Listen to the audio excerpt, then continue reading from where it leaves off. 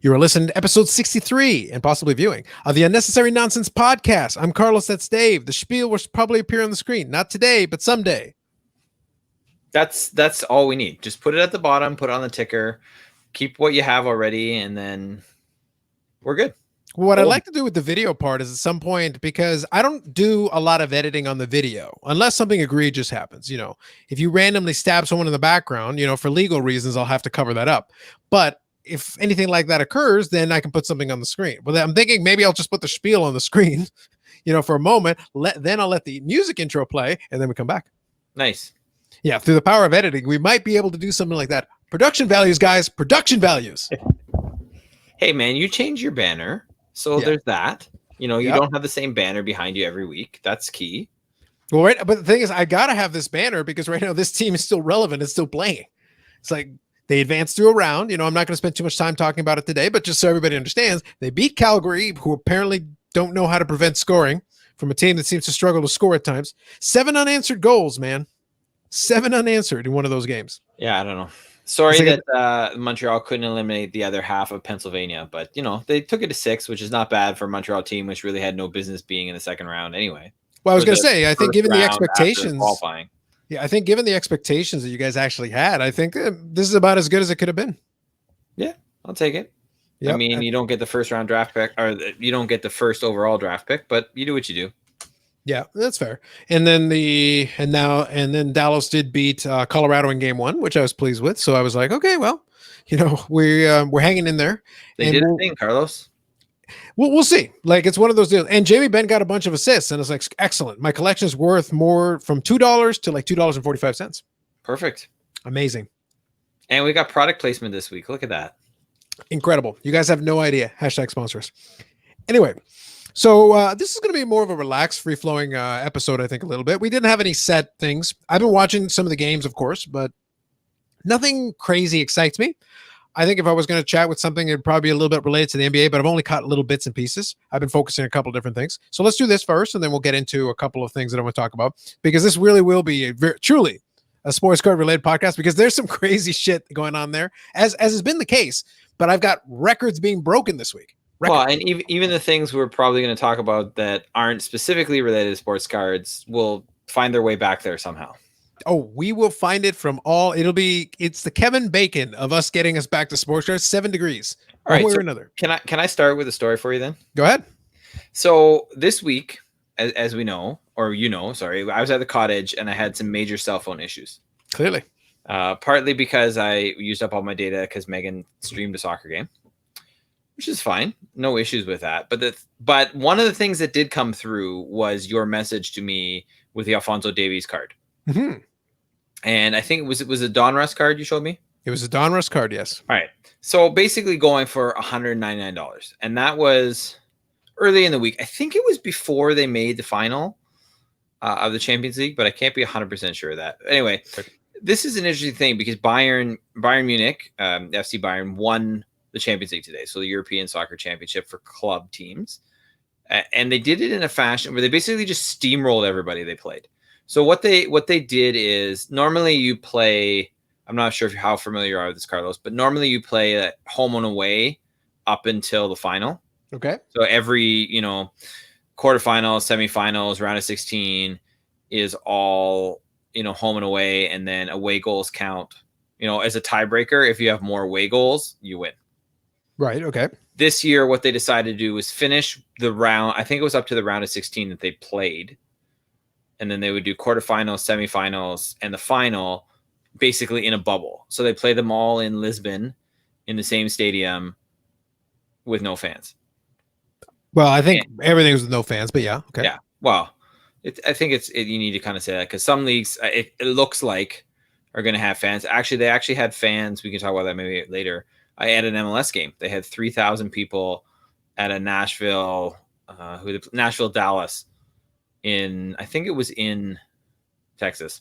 Anyway, nobody really cares about that. But anyway, so is this the same card, right? Okay, so it's a variation of it. I'll explain the context in a moment. Finish your story, but I'll explain the context. So basically, you showed me that card on, I think, Tuesday. Yeah, a variation of it, but yes. All right, a variation of that card for $199. Correct.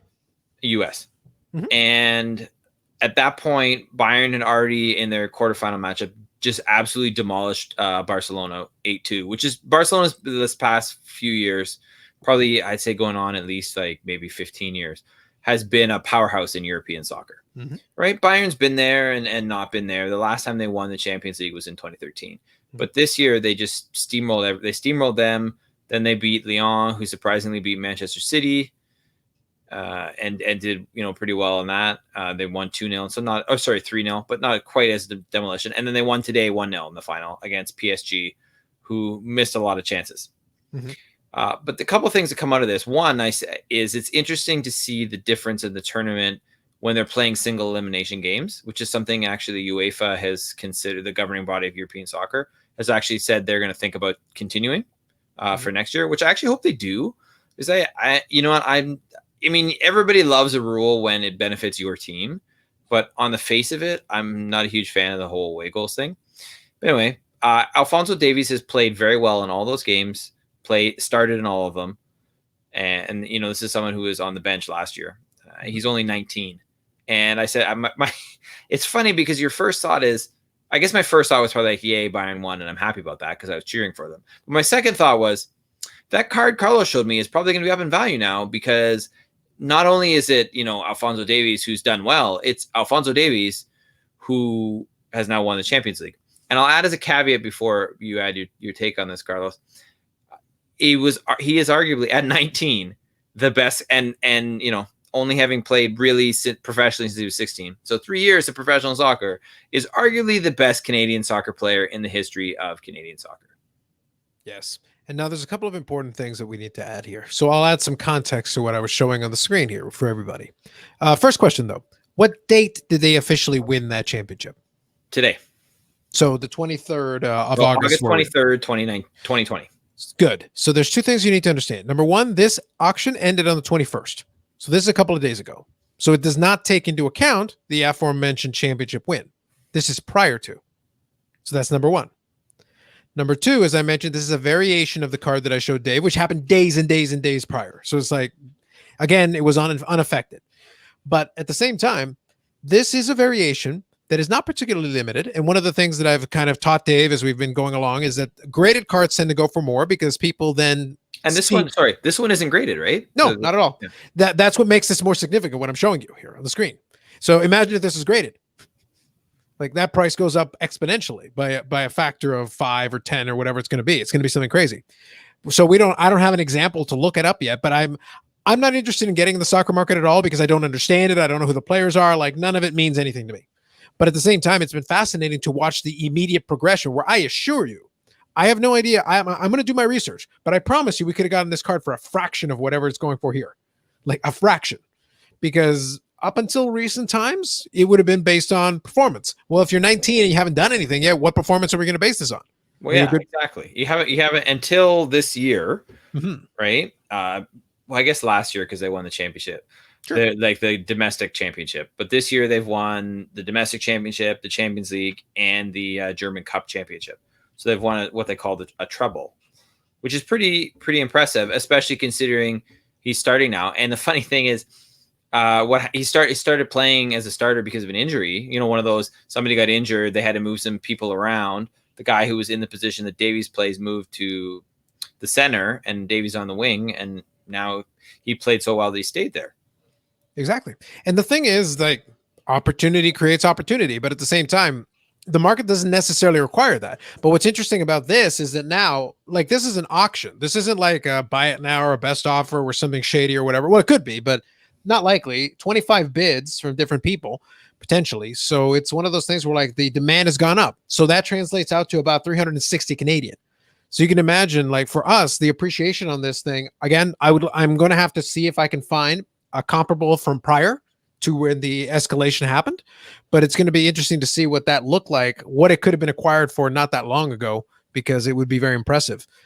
But the impact that it's had in the short period of time has been absolutely crazy. But this is just one example of a number of them. I gave him this one because at least this one had a little bit of context. And the only reason I brought it up was because he was playing for Bayern Munich, which came up in a joke in last week's episode. That's really that was really the impetus behind it. As soon as I saw Bayern Munich, I started chuckling because it came across my feed. I had no idea this guy from Adam. I didn't know anything about him, but I just sent it to him. I go, I don't know who this is. I think I literally posted like, I have no idea who this is. Yeah, I'm pretty sure that was how the message started. Yeah. And it's like, but it came across my stream and I looked at it and I just started laughing. So here you go. Here's a picture. And we're going to talk a little bit more about that. But in the same vein, though, I've got to talk about this because we're going to stick on the soccer theme for a second. We got to talk about this, Dave. Let's talk about Mbappe, Dave. Right, Mbappe. So can I give you a couple of like a little bit of background on Mbappe before? I would hope you would, because otherwise what's going to happen next will be even funnier. But please give us something. So Mbappe he's young too. I think he's, if you want to look this up while I'm talking. I did look him up and I feel like he's also like early 20s. Like he's 20, I think he's 21, something like that. Yeah. All right. He previously played with Monaco in the French league, which is most recently kind of been a mid-table team. And he also is recently, now the reason this card is part of the reason this card has gone the way it's gone is because he's a World Cup winner. So the most recent World Cup was in 2018 in Russia, as you can see on this card at the bottom. On the logo, the logo's on the bottom. Yep. From that World Cup, which they do pretty much every World Cup. They'll make a, pretty sure I have some soccer cards from some World Cup. Unfortunately, the 2018 World Cup and this card is not one of them. But I just want it really quick point of order as you give background. I also want it noted that I can't be 100% sure, but I know for a fact that every time we go to the Sports Card Expo, at some point we pass by a dealer who sells exclusively soccer cards, and Dave has a ritual of taking a look, occasionally scanning, deciding he doesn't want to pay for any of it, or if he does, he buys like a sticker, whatever's $1 or something like that, and then we move on. I guarantee this box was there. I can pretty much promise it, and there's no way that thing cost that much. That the box that the cards would have come in. No. Like there's no way. But whatever that set, this is 2018 Prism. This World Cup set, I guarantee was on that table somewhere. Yeah. So a couple other things. So he plays up front. He's a forward, so he's a goal scorer. He's got a lot of speed. He is a World Cup winner. So France won the 2018 World Cup.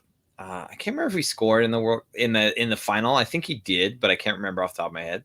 But anyway, and now he had a big money move to PSG or Paris Saint-Germain, who actually was the team that Bayern played today that they beat. So they, this card could have been even more if PSG had won the Champions League final. So he's got a pretty high pedigree, not a ton of stats and things because he hasn't been playing that long as a professional because he's still really young. So a long way to go, which is interesting to see how much this card will be worth if the market continues being insane. Mm-hmm. But that's, this is one of those things that if you pulled this card just as, you're a kid or a fan of soccer pulling cards or whatever, you'd be quite happy that you pulled this. Not necessarily because it's a 1 of 10, or it's goal. You just be like, hey, this is Mbappe. Oh, sweet. Like it's one of those people that I know this guy as opposed to who the hell is this? Mm-hmm. Right. Which happens to, I really want them to make a crazy face Ronaldo card because I think that would be amazing. But Dave, there are not enough dollars on this planet for a crazy face Ronaldo card. Dave, I would mortgage several people's houses to own the only copy of a crazy. So Carlos, can you mortgage other people's houses? You can now. When I will do it. When crazy face Ronaldo is at stake, I will not be outbid, Dave. I will not be outbid. Impossible. So are you ready? Anyway, please, Carlos, share with the world. So again, as people can see on the screen, this is a PSA 10. Mm-hmm. Please tell us how much this card sold for, Carlos. Mbappe, PSA 10, 2018 Prism Gold out of 10. Sold for a record $120,000 at the golden auction this past weekend, which is absolutely ridiculous. So here's a question for you, just on a market question. Sure. Right? So same card, right? So it's one of the 10 cards, but it got graded as a PSA 9. Mm-hmm. How much less value are we talking? It genuinely depends, because the thing about these cards is that people think that a new card is guaranteed to get a really high grade. And generally that's true, but okay, just let me use this card in this picture as to help everybody out. One of the areas of condition is centering. That's one of the criteria. I can tell you this card is off center. I can tell you just by looking at it. Now, PSA has a tolerance within their grading standard, which allows for a little bit of off centering. I think it's 55-45. And what that means is if you measure the edges on the left and the right, or top to bottom, you can add them up. And whatever the ratio is, if it's at least 55-45 on the front, it will allow. It will pass. This one is not pristinely graded. It's not 50-50. It's probably closer to that 55-45. So it's actually, if there was another PSA 10, it's possible there's another one that could get even higher if it was better graded. Better centered. Okay. So there is some nuances. So that's what I'm saying. The condition, there are nuances. Now, to answer your question about the PSA 9, it's almost impossible to be able to predict because it's going to depend on the buyer. It's going to depend on whether there's another 10 out there. I only saw it recently, so I haven't been able to do my digging. If I go and check the population report and I find out there's only 3 or 4 of them graded and the other ones are all 9s, there is no other 10, then this is going to be the quote unquote prestige, the peak one. But at the same time, if all the other ones are 9s and the underbidder, because in order to get to 120,000, that means somebody bid like 119 and lost. They bid very close to that number and lost. So if they're determined enough and somebody else who was underbid gets mad and they decide to get in a bidding war, it could go for more. And then suddenly the 10 is undervalued. So maybe that person should go and put it back on auction. Yeah. Like something like that could happen. Remember, you're talking about rich people who at this stage are irrational. That's what you're talking about. You're not talking about rationality anymore. You're talking about like it's a pissing contest between a bunch of people who have enough money to play that game. Yeah. I mean, I think the other thing is interesting about these cards and what we're talking about. And it's same thing with basketball that we were talking about a little bit earlier off air is how much one game can matter to the value of the card.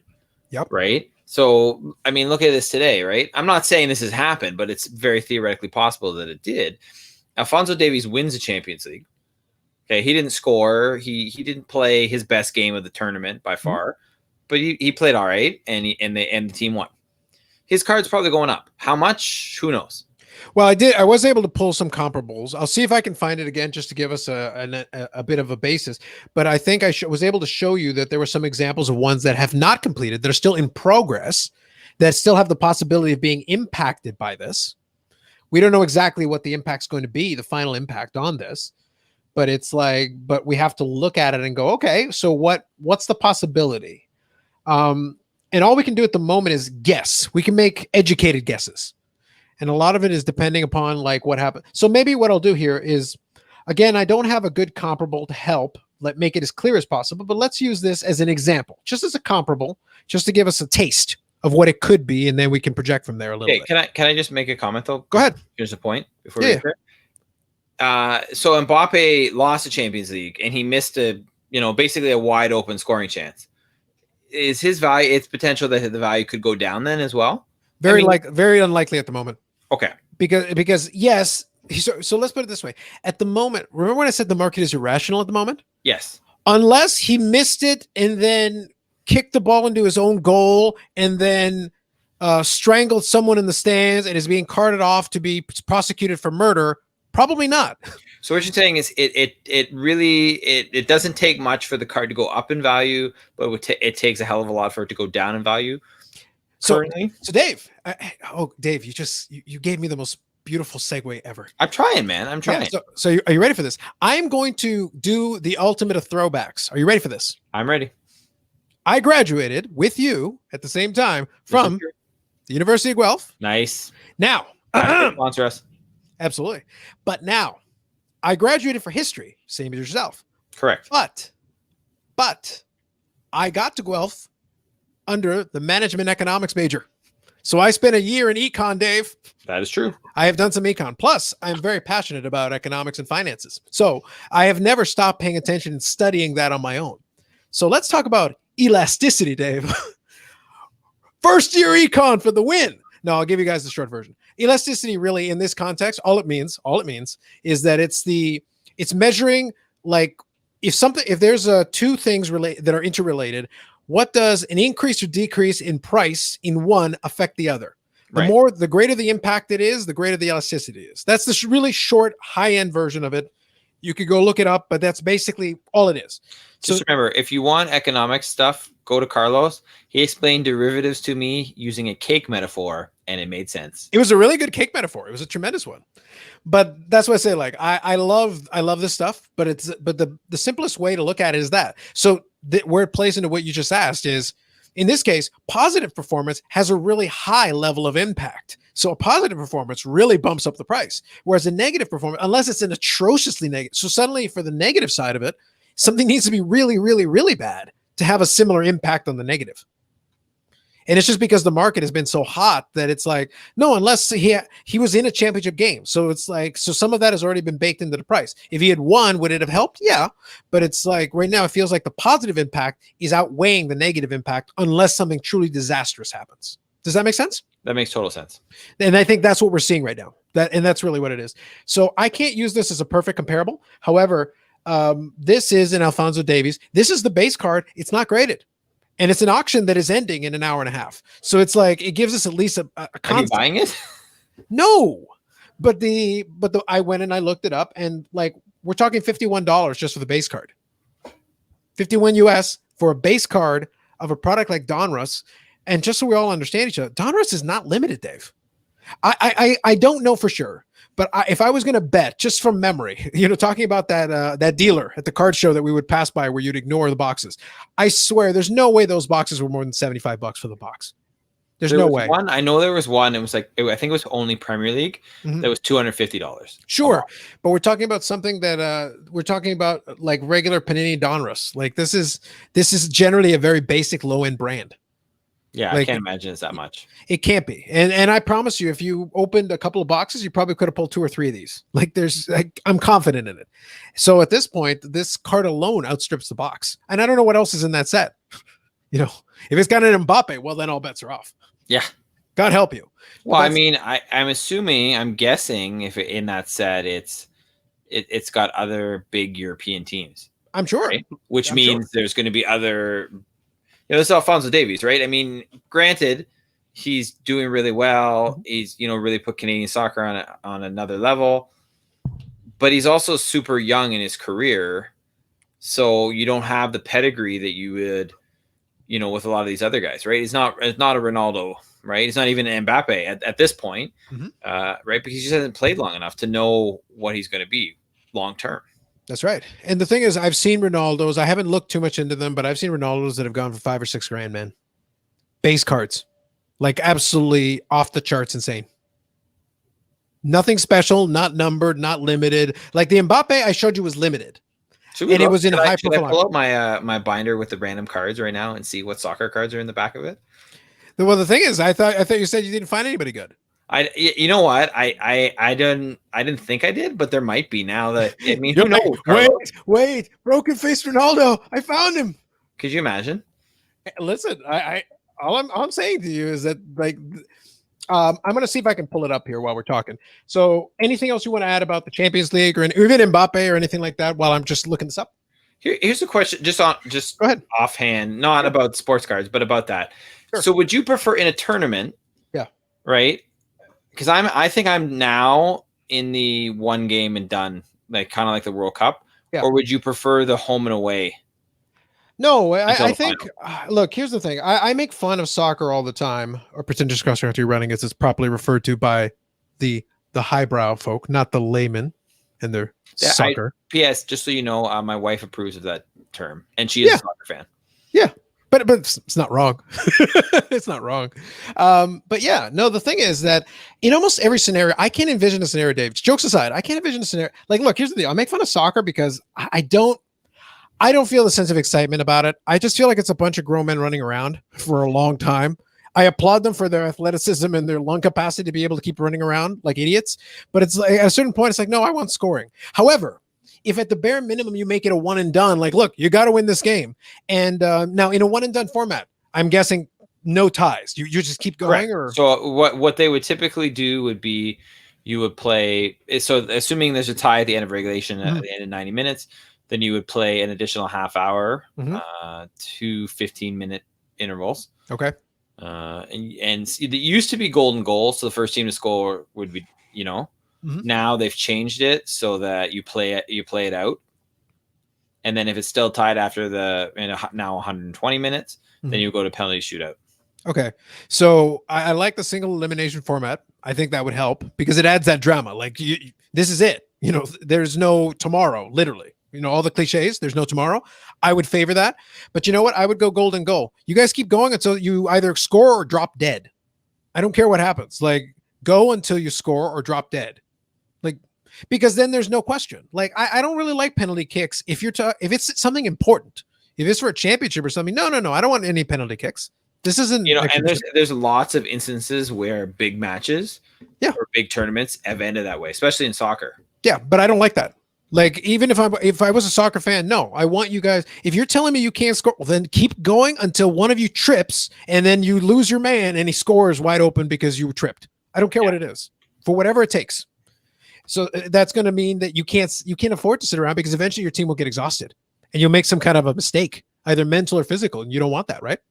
No, exactly. Yeah, and I think that's fair. So let me show you this one.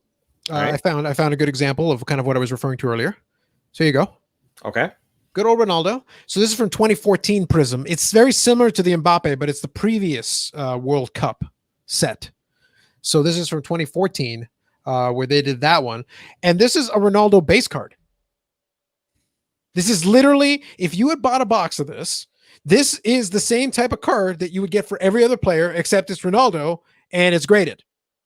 Yeah, I gotta check those cards now because I'm thinking. I mean, granted, who knows? But the way things are going, there may be something in there that actually might be of value. Well, at this point, you're looking for you might even be looking at some of the second tier guys. The question is if the Ronaldos and those guys are bumping up like the mid tier guys, like the guys that are still named. At this point, none of those, like, for me, and I don't, you know what I mean? Like, I collect things, and you know that, and there's autographs that I try and get, or people that, I try and get their autograph or whatever, or I've, sent letters and things like that. Mm-hmm. But just the base card with nothing, there's nothing special, Dave. To me, it means nothing. So if I could sell it for, you know what I mean? If I could put it online and get money back, and at the end of the day, I'm up. What, in terms of, like, if I have to pay to ship it or a fee to put it online, whatever, I don't care. If at the end of the day, once that card is sold, there's more money in my pocket than I put out, I will sell that card because I don't care. But the thing is, if I make 25 cents, I'm happy to do that. Yeah. But let me just make a point here. And I'm just speaking this into for like folks for the uninitiated. For sure. There is no rational reason for this to cost that much when it is, to my opinion, a super common card. When the bubble bursts, in the sense of something like this being this much, and people realize, wait a minute, there should be thousands of these out there, literally thousands, without question and without any issue. There's no reason why. And if I want one of these so badly, in 6 months to a year, I should be able to go buy a raw copy for like 20 or 30 bucks. Like, there's no rational reason to pay anywhere near this amount. Yeah. Especially if you, in fact, are a collector or like a connoisseur, you're not buying this card. You're buying the rarer copy. You're buying the gold version. There's 10 copies of that. Like that. If you're a real high-end collector, you're looking at the gold one. You're looking at one of the variants that have some kind of a limit. This one is common by comparison. Here's a question for you on it. This is eBay, right? This is eBay. So on an eBay auction or something like this, because it was a 20, I can't see, it's the 20 something bids. This is 33 bids. 33 bids. Okay. So what's the likelihood? There we go. What's the likelihood that this deal falls through? At this stage, it should be fine. Because right now these cards, if this price was way out of whack with recent sales, like, I'll back up here for a second to my search. So that's the one I just opened. This is the one right before it. It's in the same ballpark. It's the same damn card. What the? It's not like one, Dave. I'm not talking about one. Part of this that actually makes me angry, though. But look, these are back to back. So it's like, it's not rare. I'm going to scrolling through more and more and more. And by the way, this is a lower price than it's been recently. This one was like. Are these all completed? Yes, every single one of these is a completed auction, a sale. 3,383. So actually, the 2,900 is low, Dave. It's actually low. I don't know. I really hope I have a Ronaldo card just kicking around. Here's one thing. I really feel like there's a high probability that somewhere either Ben or I has this card. Now here's the thing. Let the record state, Dave. Whenever we went by that soccer thing, I told you buy the fucking box. I've stated something that affect multiple times. And here's the thing. I didn't know, but I was just like, just buy the stupid thing, and you'll have it sorted out and throw it in a binder somewhere. And here I was buying MLS boxes like a sucker. Trash, Dave. Trash. Should have been all over this Ronaldo and Mbappe. Jeez. All day long. It blows my mind. It blows my mind. You know what else blows my mind, Carlos, when we're talking about sports cards? Can I segue to something else right now, or do you have some other thing that you want to No, for this, I'm going to get to something, but please. Okay. So here's the other thing that gets me, because I want to know, maybe we probably haven't had enough time to do the research here. Sure. But for those of you who are in your own little bubble and don't follow the NBA, the Dallas Mavericks are making a series of it versus the Los Angeles Clippers, which is good. Right? That's good. Well, it's great. I think it's great for basketball. It's great for a lot of things. It's great for Clipper haters, especially since the Raptors are killing it right now and look like they're going to win the series 4-0, which would be interesting. Which is great. The second, and they're going to play Boston in the second. And it also. By the way, I haven't watched the series. How's Pascal Siakam playing? Good. Okay, so again, is he playing, out of this world? No, but solid, consistent contributor every game. Yeah, but if that team goes to the finals on the Eastern side, which is possible, like they're certainly a contender. It's highly possible. I mean, I think the series against Boston is going to be a very difficult series. Mm-hmm. It doesn't mean that they're not going to win it, but I feel that's definitely a 6 or 7 game series, the way they've played each other this year. So I would say though, in that vein, and I want to get back to your point, in that vein though, I would say Pascal Siakam's already shot up a lot. Keep an eye if they get back to the finals. Lord help you all. So anyway, but making the transition back to this LA Clippers Maverick series, so Mavericks have a couple of really good players in Kristaps Porzingis and Luka Doncic, and Luka Doncic had hurt himself, wasn't supposed to play, and he did today. And so anyway, the game went to overtime. So Dallas was up by like a couple points right at the end of the game. Clippers tied it. It went to overtime. And then, kind of back and forth in overtime, but still relatively close.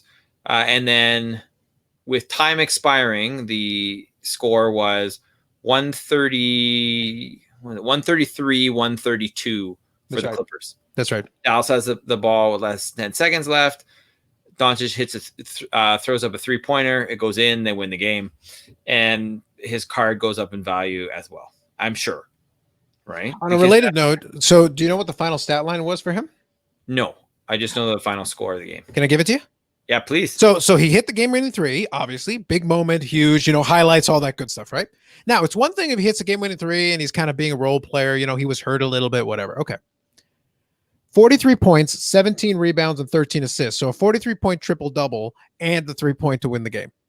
I mean, that's a guy who basically took this team on his back and basically single-handedly won them that game. Yeah, he led the team in every single one of those 3 main offensive categories. I don't know too much about basketball, Dave. I'm not a big basketball guy, but that seems good. Yeah, you don't need to be a big basketball guy though with stats like that. Like it seems to understand the impact and what they mean. On a related note, his line would have led both teams. Just the fact that you said triple-double shows you know more about basketball than a lot of people. I didn't say I didn't know basketball, but it's like I'm not a big fan watching a lot of it, but I understand enough. I like to have knowledge in a lot of areas. Even if I'm not going to watch it all the time, whatever, I need to understand some because I observe it. I stay out of this market because it's like, guys, I don't understand it well enough to feel comfortable doing anything related to it, but I watch with fascination right now, especially. Yeah. So anyway, that's my, my take on what's going on in the NBA bubble.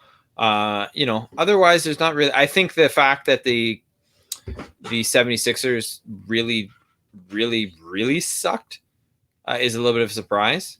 You're right. They were in the semifinals, took it to 7 games last year against the Raptors. And then this year they got swept by Boston. None of the games were blowouts, right? But they lost in 4 straight.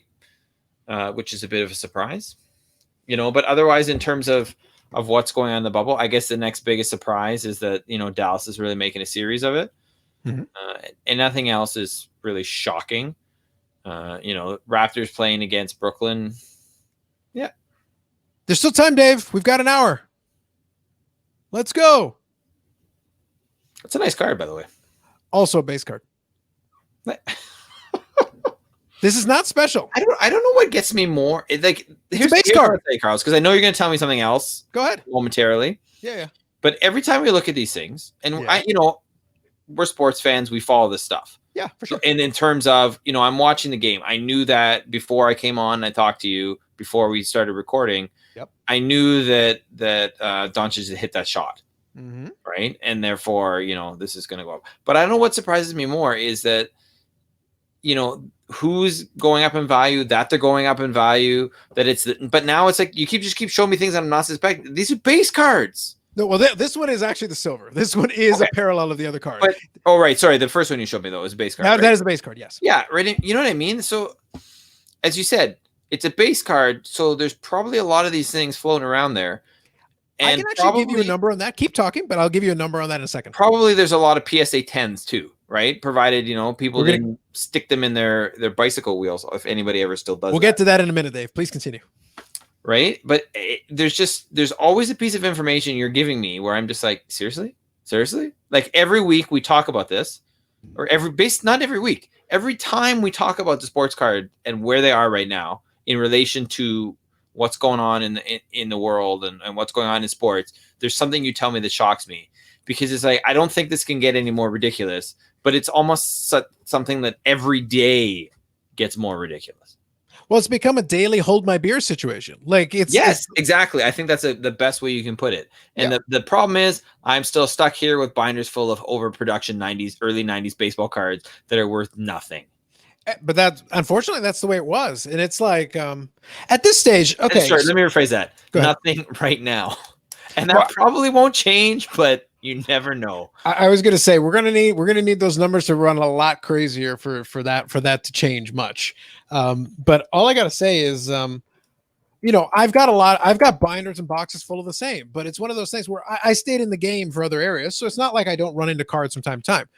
And I've actually had some folks who really aren't into sports cards at all reach out and kind of say, oh, should I buy some of this? It's like, well, hold on. I'm not saying no, but I'm saying if you're going to do that, then you know what? Get some help, get some advice. You better be asking a lot of questions before you start running to spend money, because right now there's a lot of people.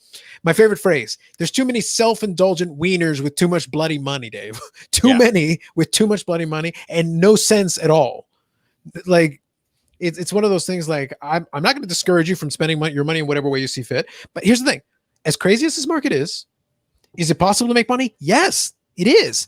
But you can't be running in the same direction as everybody else because they're idiots. Don't follow the idiots. You got to pay attention to what they're doing because it is relevant to what you would want to do. But then you got to use your brain a little bit. Otherwise, it's a disaster. And then you're going to do that to yourself. Now, give me 2 seconds here. I'm actually going to be able to show you something here.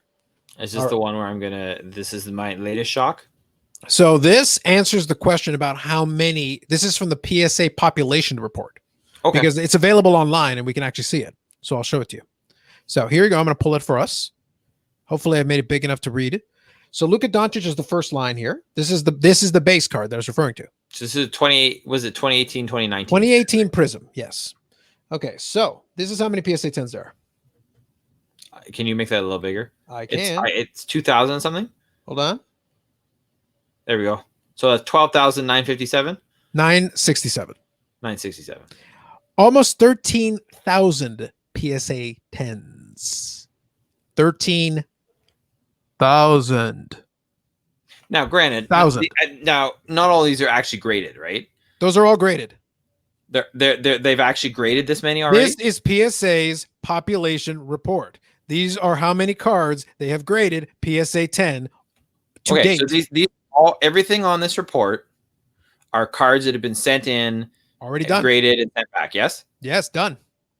That's as of today, not counting ones that are sitting in the warehouse. First of all, there's two things that. First of all, that's way more cards than I thought ever got graded. First of all. Yep. Second of all, dude, there are 6,700, almost 6,800 nines. When you add up those two, that means the majority of this 20,000 they've done graded so far. By the way, PSA has a backlog in their warehouse that they've acknowledged already of over 1 million cards they still need to grade. Oh wow. That's in all sports because So they if you had sent something in right now, how long would it take? it's going to be like 6 months. Right now, it's slow turnaround unless you pay for an enhanced level service where they'll push you to the front of the line, in which case, they'll do it. But now, mind you, some large volume graders can be like, hey, can you put ours to the front of the line for the big bulk groups? And sometimes they'll do that, but it's going to be slow. Like if you send it right now, it's going to take a while. So basically, if you're somebody who you think has something, Mhm. by the time you actually send it in and get it back, it could have plummeted in value potentially. Well, it depends on the player and it depends on the situation because right now people have been doing that and they've started getting them back, and the card is worth more now than when they sent it off. That's true too. But so it can work both ways. Here's the thing: how many more baseline ungraded cards are going to keep selling for what we I think could both say is a ridiculous amount of money for what it is. That right there, Dave, is the $1,771 US question. The truth is, I don't know because that first card I showed you was $1,800 and it was available in abundance. And like it's not rare by any definition of rarity, it is not. And the I'm just quickly scrolling through it. Whenever I scroll through it, it's easier for me not to have the share screen. So I'm just trying to find, because that silver one is at least more rare, but I can give you a little context on it. Yeah, okay. So the silver one has 1,800 PSA 10s. Okay. So is it rare? Yes. Is it like, oh my God, there's only a handful of them? No. Yeah. I think this goes back to my idea from I think it was last week, right? I'm assuming you heard there is not going to be a CFL season this year. I off in the distance, if you've been listening, it's like, I told you all. So basically what I'm saying is that the CFL should have done my idea and made 4 Rock on Calgary Stampeder cards, and that would have saved the league, provided they all got graded PSA 10, of course. With their luck and their organizational skills, it'd been like, PSA 1? How do we screw this up? I wouldn't be surprised, Carlos. I wouldn't be surprised. Yeah. But I thought the Luka Doncic thing was great because we're going to see now, because guess what? I showed you one that was ending, but there's still an hour left for more bidding. And that's just the most recent one I pulled up, like over the next day or so now, because now you've got, I think you take a day off in between games. Yeah. So now you've got a day for people to sit there and go like, oh my God, Luka Doncic, it's happening. You ever seen like that meme from The Office or whatever? Or it's like, everyone, oh my God, it's happening. There's going to be those people that are going to run to eBay now. So I would expect my question as you being someone who sold things off eBay. Mm-hmm. Approximately how long does it take once an auction or whatever, a sale, if it does like a best offer or whatever, sure, approximately how long after that is completed do you get your money? Oh, minutes. So yeah, for some cards it takes longer, but most buyers are paying attention to when there's something like, especially if they make an offer or whatever, if you accept it, then they're like, okay, because nowadays you can go on the app. You know what? I'll do you one better, Dave. Let's make this easy. I'm going to do something interactive. This is the eBay app. Okay. I've got it on my phone. Before we started the podcast, I made a bid on a card. I wasn't going to, but it was a nice card. So let me just show you the card.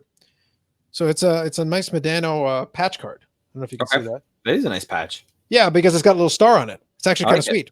Okay, cool. I won that for $31 plus $3 shipping, so less than $35.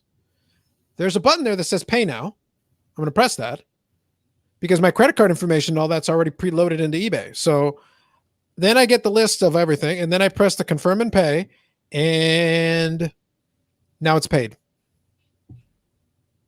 That's how long it takes. Gotcha. And there you go. I got the thanks, and your thing's been paid. Technology, my friends, we're done. That seller got their money. And now if they just send it through to you via Germany, you get it like tomorrow. Correct. Well, if they sent it by Germany, the door would be knocking in about 20 minutes. It's like, how did you teleportation technology from Bayern Munich? Hey, buddy, that's the new go-to. Yeah. All right. Give me the shock value of this week, please. All right. I've been saving this one. This one's so good. All right, you guys. I don't know if you're all ready.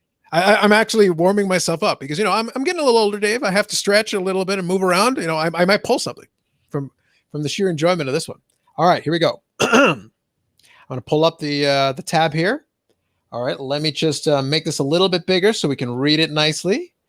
The headline will be nice and clear for everybody just to help out. Get ready for it. Are you ready? No, I'm never ready for this. Well, you're not going to be ready for this one. Here we go.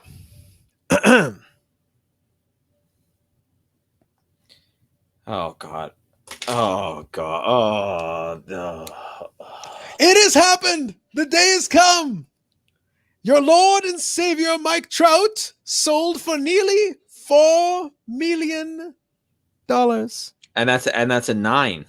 Yes. Let's see that. Can you scroll up, please, so we can see? I will. This Mike Trout card is now worth more than a T206 Honus Wagner. Okay, but to be fair, please, Carlos. If a Honus Wagner was up for auction, it would sell for more than this right now. Maybe. Please to God, I hope. Like, come on. Like, what? How many? What's the rarity of this? Is this a 1 of 1? This one is, yes, I believe a superfractor. Yeah, that should be a 1 of 1. Okay, so at least there's that. But really? Yep. Yeah, it sold. It sold literally last night. We were watching it in one of the live streams I did. We were actually watching it to check out what the final was because there was the final bid, but then it was through an auction house. So you have to tack on 20% buyer's premium, and that's how you arrive at 3.84 million. I don't know. Yeah, it surpasses this one, this was the previous high, which was 3.12 million. Yeah. Oh my goodness. Your Lord and Savior, Michael Trout. Bask in it, Dave. Yeah. Bask in it.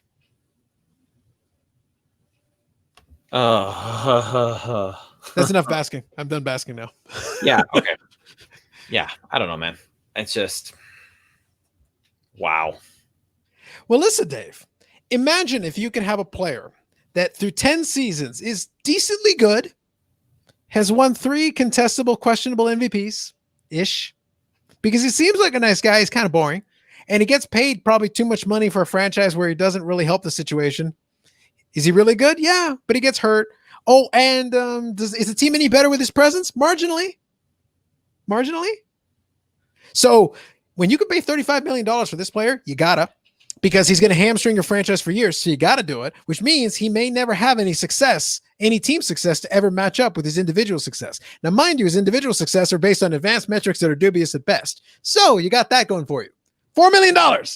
Just so you know, currently, I mean, this is currently, and I mean, there's tape of me where I predicted them to finish. The LA Angels are currently 9-20. Mm-hmm. And 11 games behind the first place Oakland A's for a 310 win percentage, Carlos, and a run differential of -31.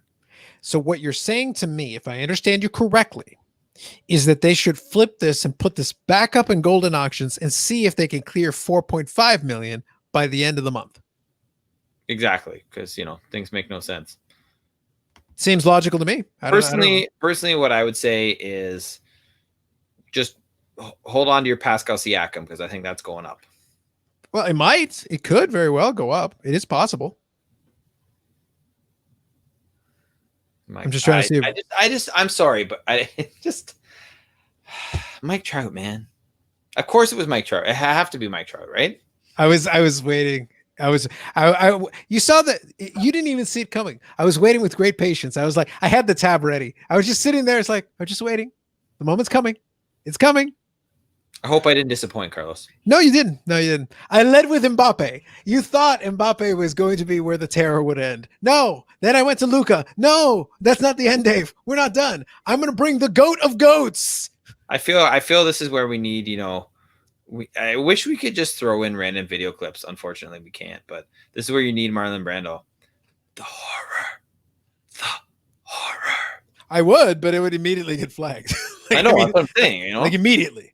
Can we put the audio in on the podcast version? Well, hold on. Maybe there is something I can do. Give me a minute to work on this. But Okay. But overall, Dave, I think the big takeaway is, like I said, right now that's the poster child for madness. Like we keep resetting the poster child for madness, but now it is a Mike Trout super factor, almost $4 million. Yeah. So it's like I mean, you know what? Like, to be fair, it's a nice card. It's got an autograph. Like, you know what I mean? Like, there's things about that card that are nice. I don't disagree, but I don't think it's $4 million of nice, but yeah, I just find myself in the same problem over and over again, because despite that, it's that I'm still back to my original problem. And my original problem is this: if I go and look at it and I'm honest with myself, and I say to myself, if Mike Trout had a career-ending injury tomorrow, would it be a Hall of Famer? Actually, no. Well, maybe they would, but they'd be dumb. But I hear what you're saying. But the thing is, based on what? Like, his numbers don't get there. Based solely on WAR. But that's what you literally have to do, because here's the thing: in terms of numbers, he has met the one criteria. He has played parts of 10 seasons. So by definition, he is eligible for being voted for the Hall of Fame. However, if I go and pull up, and I don't want anybody hearing me to just assume that it's like, oh, it's Carlos just hating on Trout. It's like, no, it is Carlos hating on Trout, but with stats. But like, I can back it up. And the thing is, the hate isn't because I hate Mike Trout. I don't care about Mike Trout one way or the other. My hate is that too many people give him a lot more of a pass for what is not that impressive. Yeah. Like, in the grand scheme of all time, because you're not asking me to compare him to like a standard player. You're asking me to compare him to all-time greatness. And if I do that, then he falls well short, because then I have to compare him to all-time greats. Yeah. And we run into a bit of a problem. So hold on a second here. Man, this page is giving me trouble. Okay, here we go. I got it. I had to fight the page a little bit. I know this text is a little bit small. Can you read that, or is it too small? Too small. Okay. Can you see it now? I mean, yeah, I'm just... Okay. Better? Yep. Okay, cool. So what I want to focus attention on, look, I've done the average thing already a bunch of times. Forget about that. Let's talk about the Hall of Fame for a second. We got to look at the final numbers here. 209. He's leading the league in home runs. Cool. That means he's got 295 home runs right now. 777 RBIs and a 305 batting average. 1,300 hits. Is he going to the Hall of Fame? No. He needs more, right? Correct. Like, I'm not saying he's not on track. If things continue to progress, I don't have an issue with this. But my problem is, like, people are handing him the Hall of Fame. I'm like, 295 home runs? That's not getting you in the Hall of Fame. 777 RBIs is not getting you in the Hall of Fame. 305 batting average, guys. It's like, okay, but not a big enough sample size. So the average doesn't matter. Fair enough. No, I think it's a fair point. I think when all is said and done, he will be a first ballot Hall of Famer. He will accumulate the statistics over time to get there. Yes. But at the moment, no, not even close. Let me take a look at this guy. You ever heard of this guy? Albert Bell? He was pretty good in his day. He was. So Mike Trout has played 10 seasons. Didn't he also crush one at the Sky Dome too? Yeah. But Mike Trout has played 10 seasons. Albert Bell has played 12, but his first 2 seasons, he barely played. He played 71 games in his first 2 seasons of his career. If I take his last 10 seasons, which is from here to here, okay? Mm-hmm. Mike Trout had 295 home runs in his first 10 seasons. Albert Bell had 373, 1,199 RBIs, and he hit 298. That's 7 points worse than Trout. More home runs by a ton, 80 home runs more, 400 more RBIs, and he's not in the Hall of Fame. Oh, and 300 more hits, by the way. Yeah. No. He's not in the Hall of Fame. I think the comparison is apt. The thing is, if Albert Bell had continued down the track he was going to, he was a first ballot. Everybody knew that. As it was, with a truncated career that ended too soon because he got hurt. His career ended at 33. He got hurt. And he was never able to recover. But at age 33, he had 381 home runs. At age 33. He should have been a lock. Every metric told you, oh, this guy's going to the Hall of Fame. This here, Dave, I don't know if you can see it. This column here is his RBI totals from 1992. 112, 129, 101, 126, 148, 116, 152 RBIs in 1 year. 117, when he got hurt, 103 RBIs in his final major league season. Yeah, He could have kept playing if he hadn't gotten hurt. totally. He was still at the peak of his powers. Like, this guy's not going to Hall of Fame ever. No. And for a 10-year period, he was better. Yep. You can't argue with that.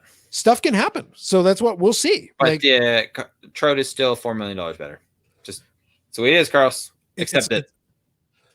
Well, if it's any help, I bought three Albert Bell cards from the 90s, three inserts. Yeah. I got a base version of the insert. I got a refractor version of the insert, and then and then another refractor. There was a much more limited version of it. I forget the name right now. So I bought 3 of them. It cost me about $6. Nice. Not quite 4 million, but I got it $6. Like, this was one of the most feared and dominating hitters of the 1990s. This man raked and terrorized pitchers for an entire decade, and nobody even considers him for the Hall of Fame because it's like, oh well, whatever. 152 RBIs, man. He had 49 home runs, 152 RBIs, and he hit 328 one year. And he was 8th in MVP voting. 8th. Wow. Which is trash, because that season is better than anything Mike Trout has ever done in his life. Even if you take his best statistics from every single one, combine them into one season, it's still not that good. Yeah. I've done what I can. Yeah. I don't know. I feel this is like a reasonable place to just be like, I'm just going to shut my laptop now.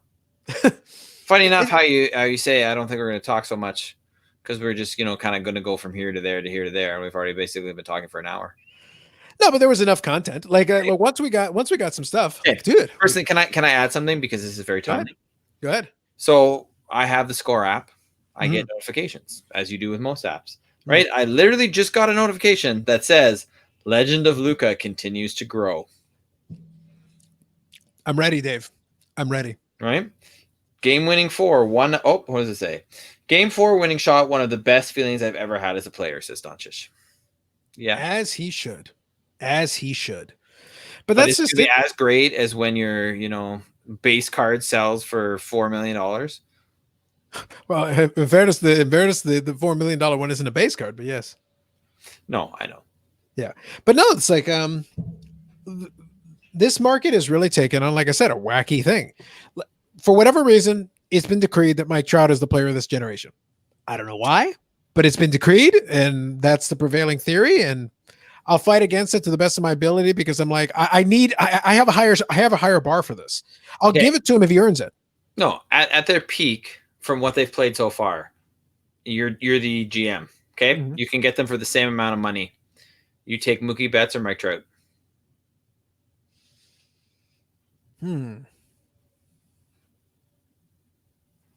How old is Mookie Betts? Let me see. It's like, are we talking about right now, or like at the beginning of their career, or what are we talking about? No, I would say like a comparable, right? Yeah. Comparable. Okay. I'm just taking a look here. Give me 1 second. Mookie Betts is 27. Yeah. Okay. So they're about the same age, because I think Trout is 28. Right? And Trout is 29.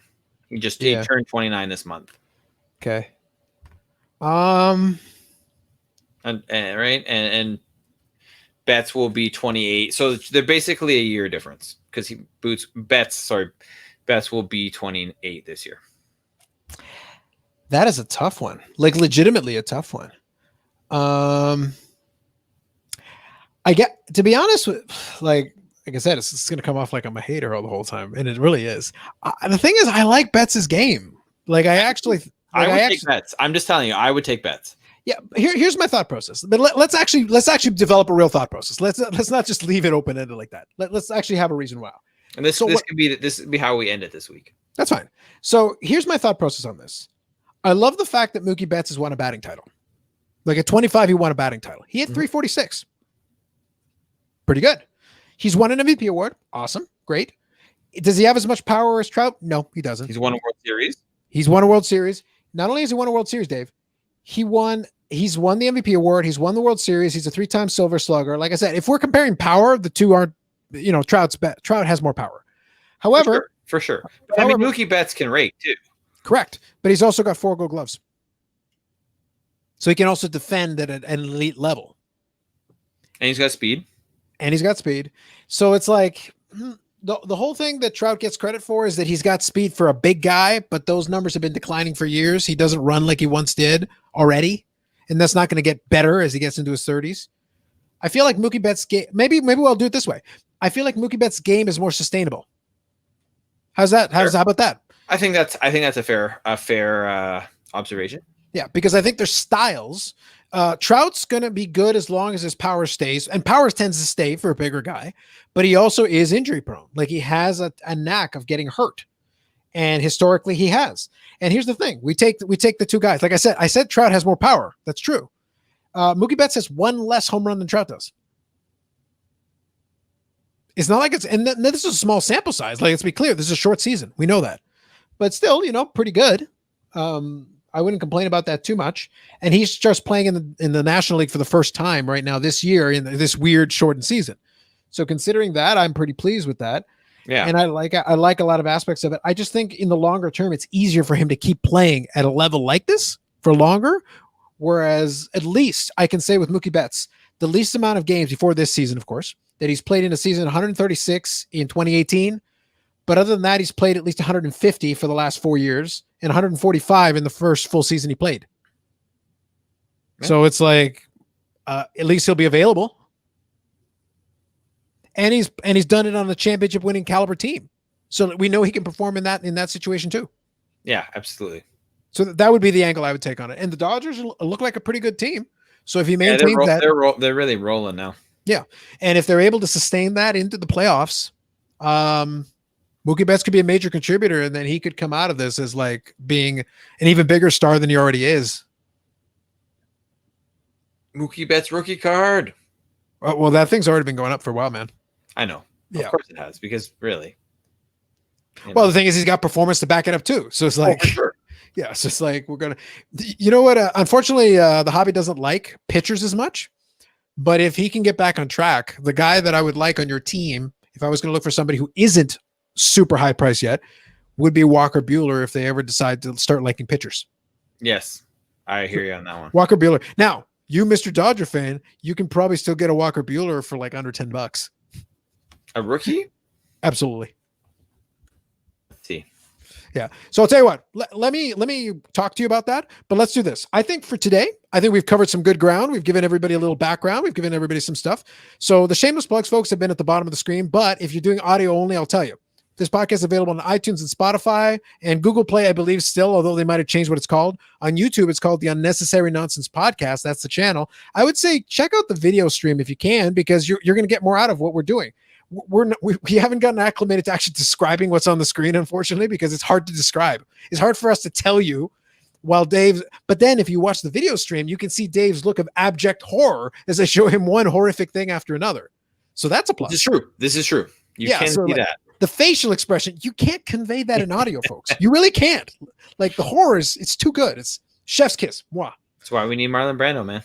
Absolutely. So we'll work on that. But I think that'll be it for today. We'll call it. We'll call this episode there. So this was episode 63 of the Unnecessary Nonsense Podcast. Dave and I will be back again on our Sports Market Report as this podcast slowly evolves into a sports card podcast that occasionally talks about sports. My dream is coming closer to fruition.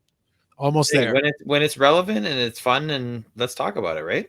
There's plenty to talk about. Absolutely. All right, everybody. So thanks as always. We'll catch you in the next episode of the Unnecessary Nonsense Podcast.